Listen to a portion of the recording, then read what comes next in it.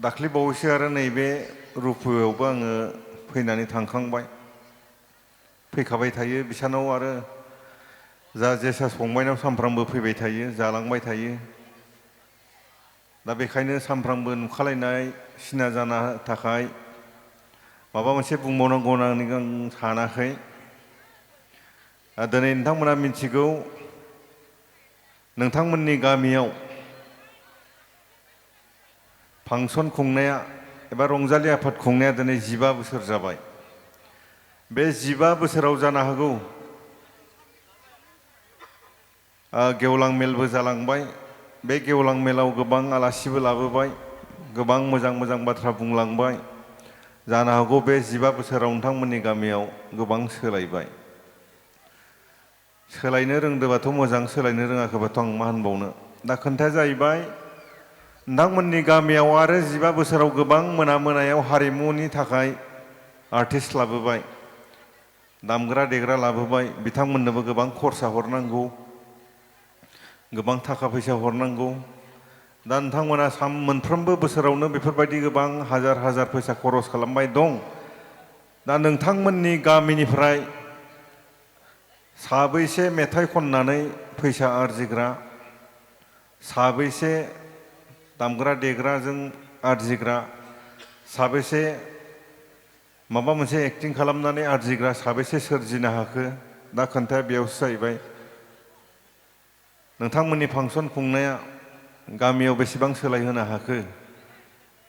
बेसेबां मानसिनो आरजिहोनो हाखो खोन्थाया बेयावसो जागोन दा आं मिथिगौ नोंथांमोननि गामियाव फंबाय जेसास दङ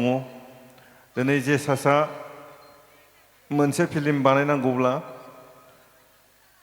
1.5 लाख 2 लाख लायो जोंहा फंबाय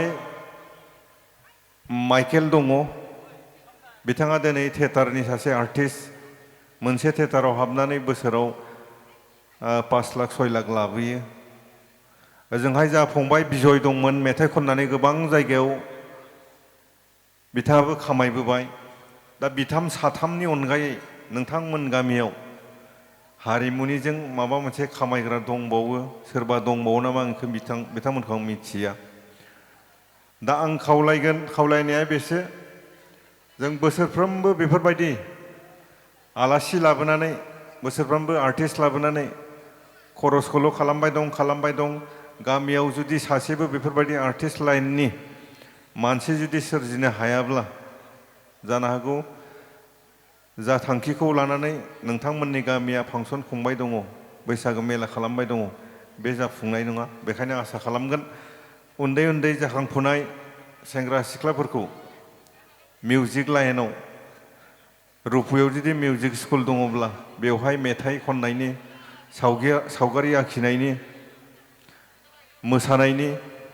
बायदि हाबाफारियाव खुदियाफोरखौ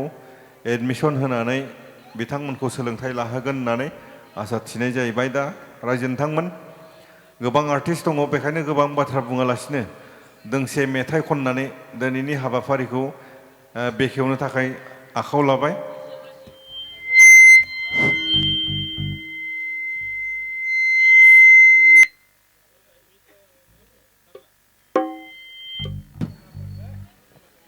हेल'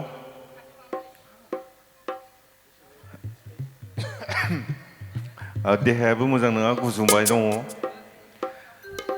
दा जियानो जा दोंसे मेथाइ खननानै दिनैनि हाबाफारिखौ बेखेवलांगोन आं जाय सिख्लाखौ मोजां मोनो आफायाबो बेखौनो गोसो थोयो आं जाय सिख्लाजों दुरनाम जाबाय आफायाबो बिनि मुङैनो सेन्देल आलाय जाबाय आं जाय सिख्लाखौ मोजां मोनो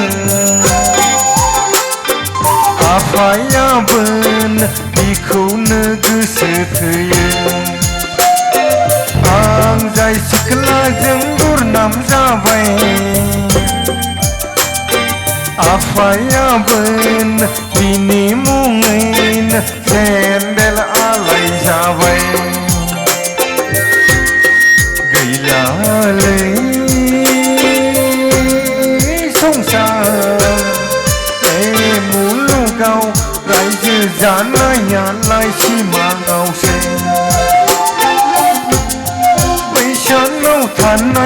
बैसानाव थानाय रुवाथि सिख्लाखौ आंलाय मोजां मोनो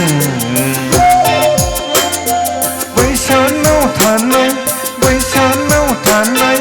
रुवाथि सिख्लाखौ आंलाय मोजां मोनो मोजां मोननानैलाय मा जानो आदा सना रुफाखौ होआबोला मोजां मोननानैलाय मा जानो आदा थाखा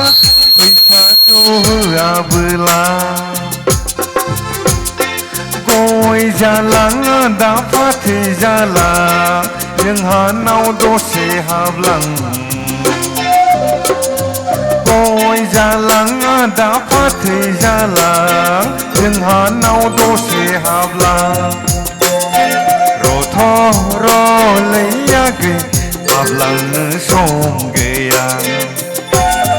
रथ' र'लैयागै हाबलांनो सम गैया मिटिं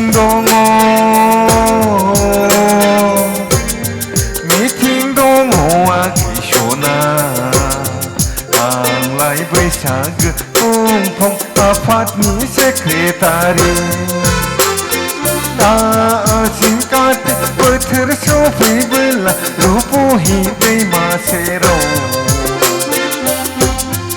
आसिन कार्तिक बोथोर सफैबोला रुपहि दैमा सेराव सानदोंमोन आं ट्रेक्टर लानानै बेसर फोनो सानदोंमोन आं ट्रेक्टर लानानै बेसर फोनो सालिया दिनैबो पार्लार गाबोनबो पार्लार फैसा थाखाखौसो साफा खालामजोब्बाय सालिया दिनैबो पार्लार गाबोनबो पार्लार फैसा थाखाखौसो साफा खालामजोब्बाय 12 बोसोरजों खनसे खानायबोबाय बेनो मुङा जाबाय 1 नाम्बार पार्लार हाबग्रा 12 बोसोरजों खनसे पार्लार हाबबाय बेनो मुङा जाबाय 1 नाम्बार पार्लार हाबग्रा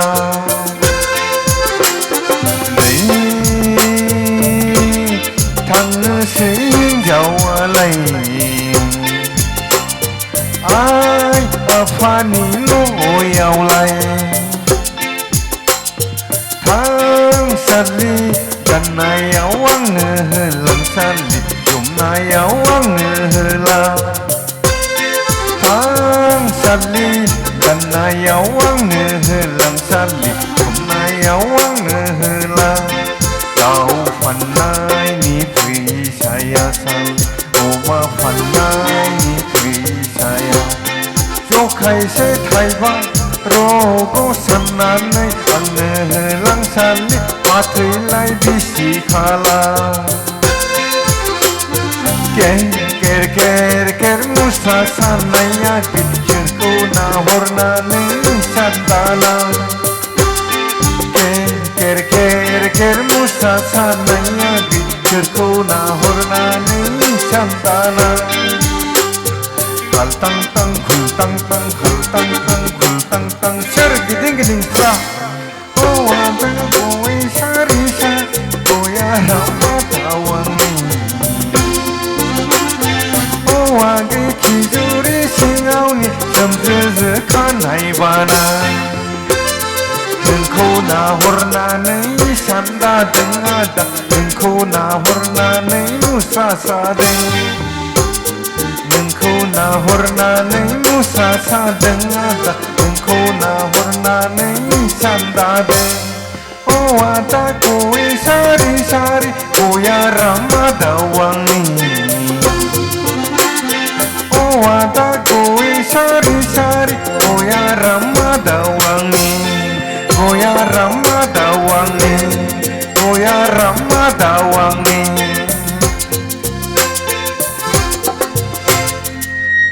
गोजोन्थों रायजोनथांमोन गोबां आर्टिस्टफोर दङ बिथांमोना मेथाइ खनगोन जानो हागौ दिनै समा गोबांद्राय जाहैबाय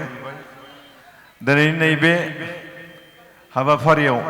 नोंथांमोनजों नुजालायनो मोननानै जोबोद गोजोननाय मोनदों आसा खालामगोन थांनाय बोसोराव नोंथांमोननि न'खरनि गासै सोद्रोमाफोरनि जिखिनि दुखु दाहा जिखिनि खस्थ' बेमार आजार मोनबोबाय फैगौ नैबे फैबाय थानाय गोदान बोसोराव न'खरफ्रोमनिबो साफ्रोमनिबो देहा सोलेर मोजाङै बाबेनलांथों बेखौ आसा खालामनानै दिनैनि नैबे गोथार हाबाफारिखौ बेखेवना होबाय होननानै फोसावबाय गोजोन्थों रायजोनथांमोन गोजोन्थों भिडिअखौ नायनायनि थाखाय साबायखर गोजोन्थों।